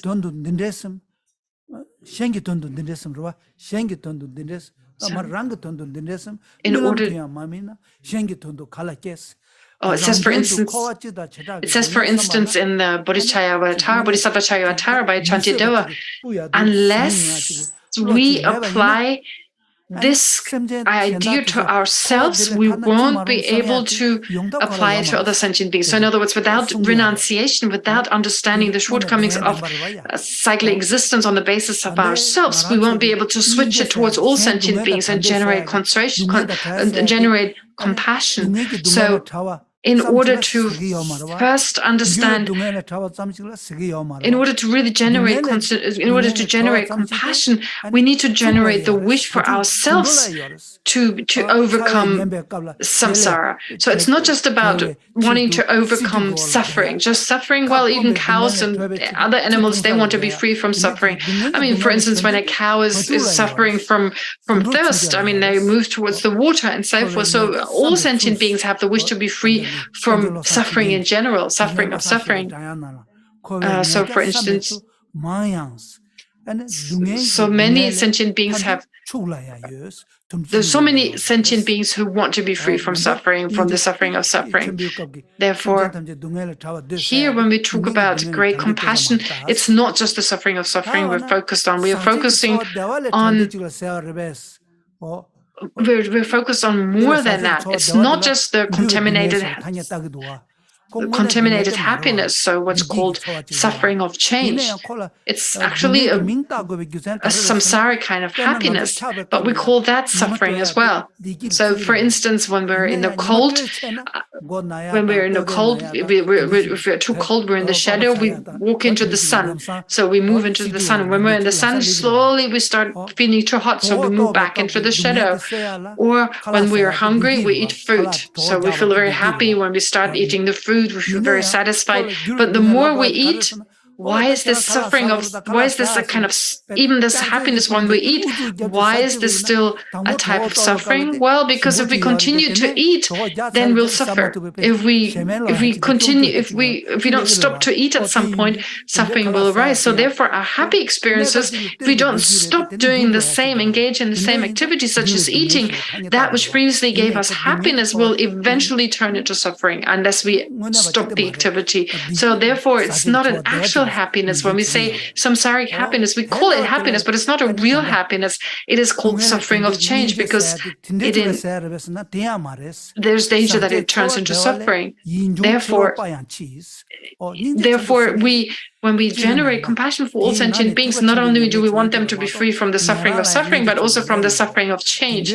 But that is actually not unique to Buddhism, because also non-Buddhists, when they generate compassion, they also wish for other sentient beings to be free from the suffering of change. Of course, non-Buddhist philosophers or non-Buddhist people from followers of the non-Buddhist religions, they also understand the suffering of the ordinary suffering of the desire Brahman, that even the happy experiences, what we call happy experiences, that they're in the nature of suffering. So that's not unique to Buddhism. What is really unique to the karuna, or the great suffering, mahakaruna, or the great compassion of Buddhism, is that we wish for all sentient beings to be free from all three types of suffering, not just the suffering of suffering, not just from the suffering of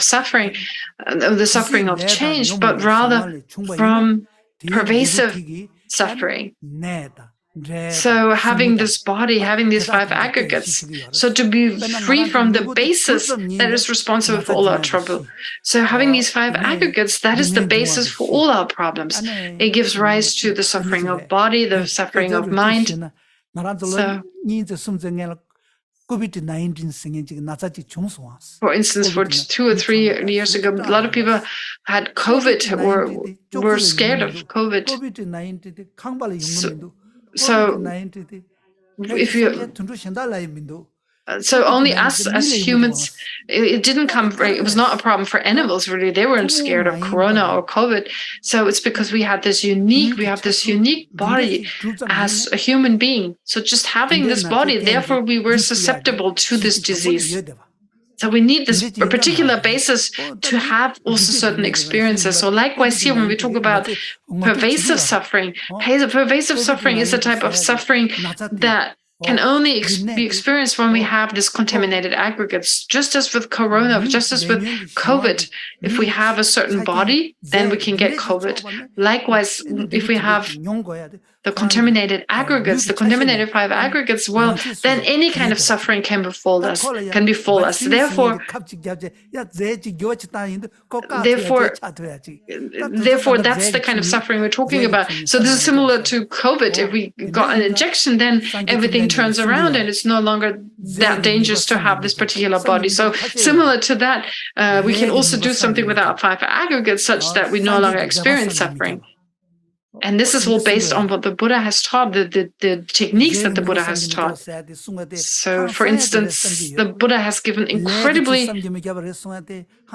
teachings on karma and on the certain substances and so forth.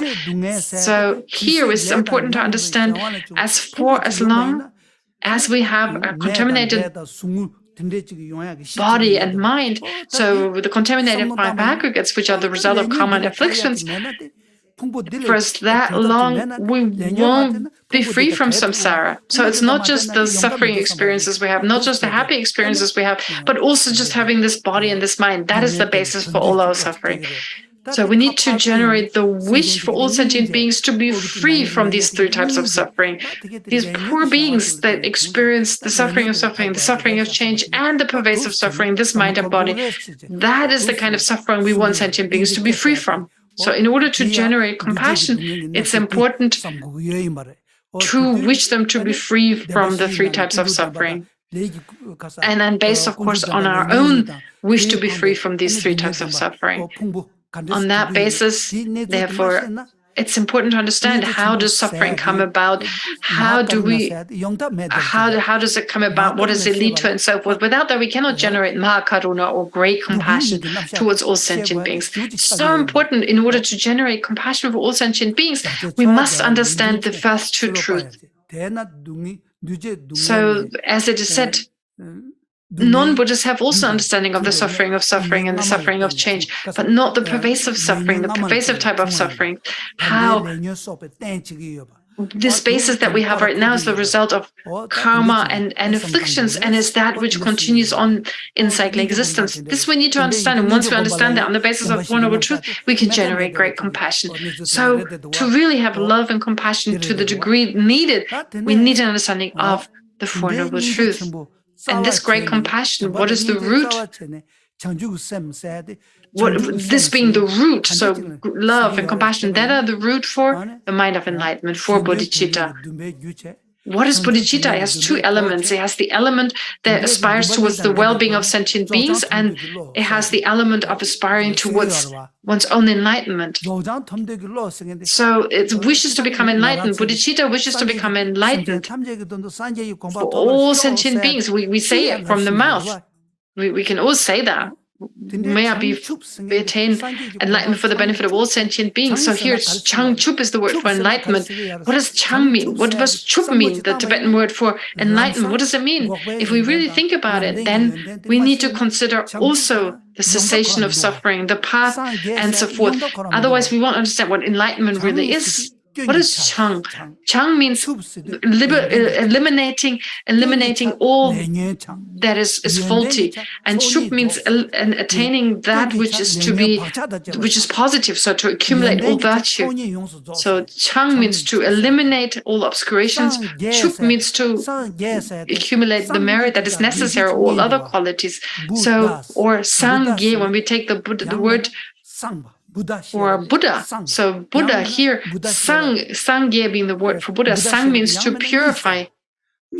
Buddha sometimes can also be translated as awakening, or it can be like the opening of a lotus. And to bring these 2 together, you have the word Sangye.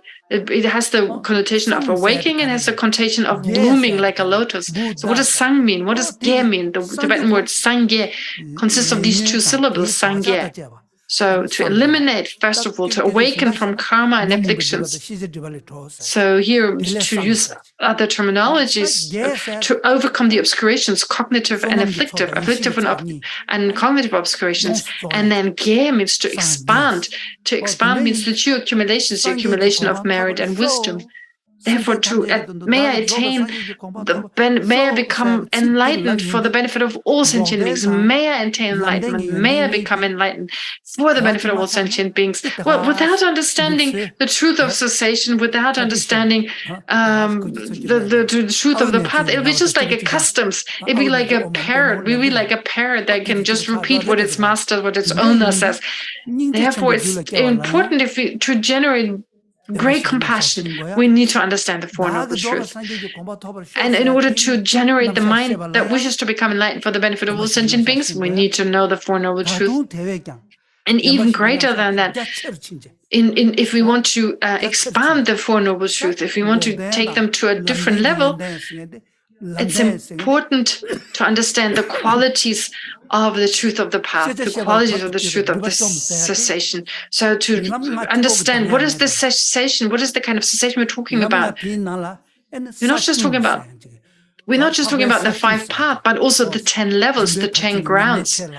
So to generate the first level that's exceeded in the practice of the perfection of generosity, the second level that is exceeded in the practices of the perfection of moral discipline, and so forth. So in that way, to talk about the 5 paths and the 10 grounds. Again, we can only do so in relation to the Four Noble Truths. So it's an extensive version of the Four Noble Truths. So we talk about Four Noble Truths, but they're so extensive. They can be so extensive if we apply them to the 5 paths and the 10 grounds of a bodhisattva. And based on that, His Holiness the Dalai Lama has said, being a Buddhist, we need to apply logic, we need to apply reasoning. On the basis of that, if we study then Buddhism, if we study Buddhist philosophy, the great scriptures, if we listen to them, we reflect on them and meditate on them, then it will be very effective. And then this is also what the Kadamba masters have said. So this is also in this is for someone. In order that this is also in the Lamrim, it's so cited by a yogi that when we want to climb the tree, climb the mountain of the Dharma, we have to open our hands. We cannot keep our fists closed because we won't be able to proceed. So we need to have the knowledge of keeping our fists or our hands open to be able to grab the mountain to proceed. So therefore, in that way, we need to study the Dharma and apply logic. So for many years, for about 40 years now, the Dharma has come to the West. So we need to study these different ideas of tenets, of the mind, of the Lamrim, on logic and so forth. All this needs to be studied. So if it needs to be studied, so for instance, if you study Shantideva's Bodhisattva Aryatara, so it's important to study the lower levels first in order to proceed further. So to study in order to attain the yogic kind of practice, we need to study about the Vaibhashika, the Sautrantrika, the Chittamatra, and the Madhyamika, and see the fault in the lower kind of spiritual system. We need to see the contradictions in some of the lower philosophical systems. Based on that, we can understand how the highest view is superior to the lower view. So this is what Kunya Lama Jayachaba, for instance, has said, to understand based on the lower systems how they're faulty and that the higher systems are the systems we should follow. This is really important. And again, based on logic, we can study all this. And again, to understand the path, what I've talked about before, it's important to understand emptiness and selflessness. And of course, that can be really understood. We can understand selflessness and so forth if you understand the different philosophical views and we compare them. Moreover, it's so important to follow the 5 paths, cultivate the 5 paths and the 10 grounds as well. And again, for that, we need the different philosophical systems and really fully understand them.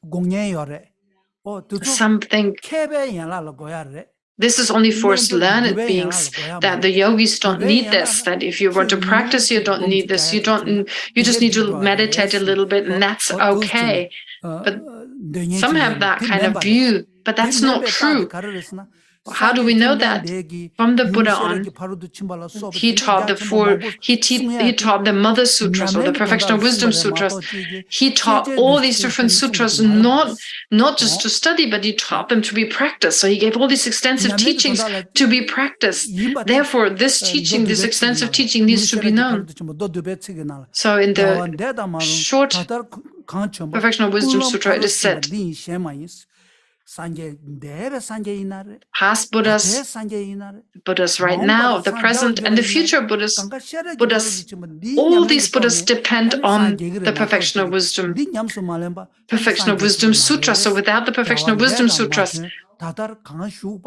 so it says exactly in this shorter Perfection of Wisdom Sutra, it says those in the past, those right now, and those in the futures, they will depend on the Perfection of Wisdom Sutra. So therefore, it's not just an academic subject as it's called in English, but it's actually everything that is described as part of Buddhist philosophy is to be practiced, is to be put into practice in order to realize emptiness, in order to attain selflessness. And we talk about the Perfection of Wisdom Sutras, for instance, that they explicitly teach emptiness, and in a hidden or implicit fashion, they teach the path. And all this needs to be understood. So it's a wrong view to think that we don't need to study this. So even when the Dharma is disappearing, says the Lama Tsongkhapa says, even how does the Dharma remain in this world? Lama Tsongkhapa says, by way of following the three baskets, the teachings of the three baskets and the three trainings. So if we leave them, if we leave behind the great scriptures, we do not pay attention to the great scriptures, we don't pay attention to them and just engage in some small practices, the Dharma will disappear. So it's important to preserve the Dharma, to not just focus on tiny aspects of our practice, but really have an extensive view. So it's so important, therefore, to study and reflect on and meditate on the great scriptures. So this should do today. This should be enough for today as to my teachings on the Four Noble Truths. Yeah, dedication. So let's do the dedication prayers. Dedication prayer.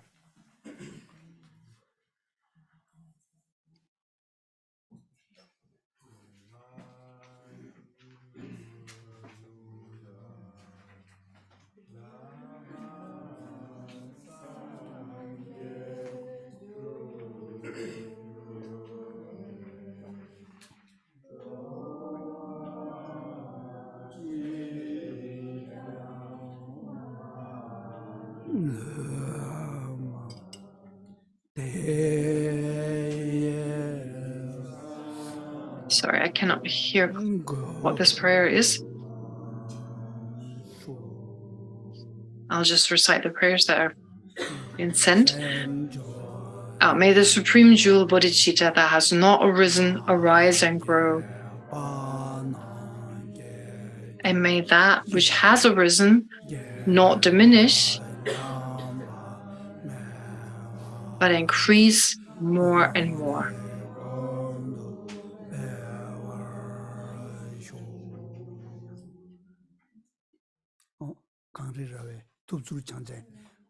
So long life prayer for His Holiness should be recited. Long life for His Holiness, also long Rinpoche requested these prayers for His Holiness, the long life of His Holiness, and for the long life of Lama Zopa Rinpoche.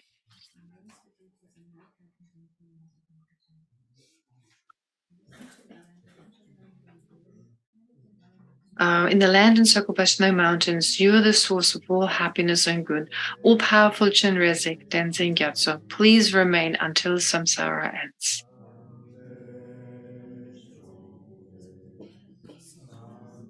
And then the prayer for the long life of Lama Zopa Rinpoche. You who uphold the subduous moral way, who serve as the bountiful bearer of all, sustaining, preserving, and spreading Majunat's victorious doctrine, who masterfully accomplish magnificent prayers honoring the three jewels, savior of myself and others, your disciples, please, please live long.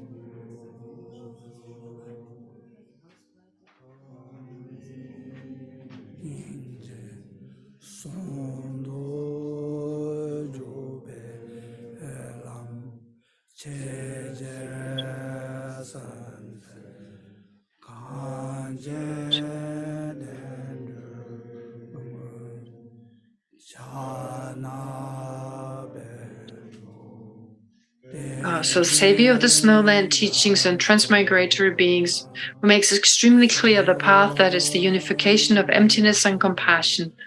To the lotus holder, Denzin Gyatso, I beseech, may all your holy wishes be spontaneously fulfilled.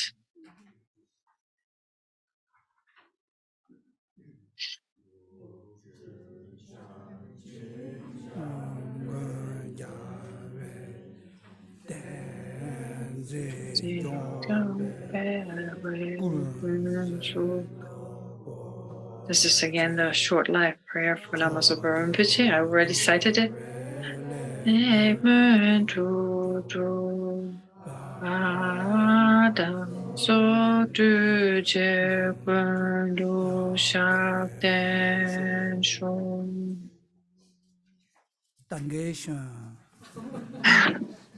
Good day. Thank you. Good night.